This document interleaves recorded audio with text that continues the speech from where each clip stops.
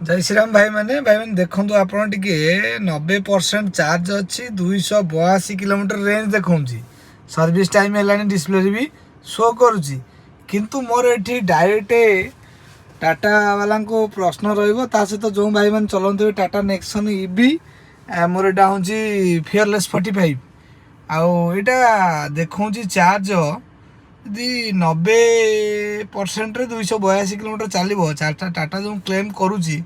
जे आमर 468 किलोमीटर मिनिममटा 400 चलो सेटा केते दूर सत जो मैंने देखो वीडियो टी जनइब आदि कौन पाई क्लेम देखा कि बैटेरी हेल्थ परसेंट डैमेज है टाटा वाला रिपेयर कर समय आसला कहीं गाड़ी मोर चली के बर्तमान देखूँ 8170 कौन मोर एति बैटेरी हेल्थ डैमेज है दयाकोरी जो मैंने देखते टे कमेंट बॉक्स में जनइबे आ खास कर वीडियो टे टाटा वाला शेयर करदे रही मैंने जय श्रीराम।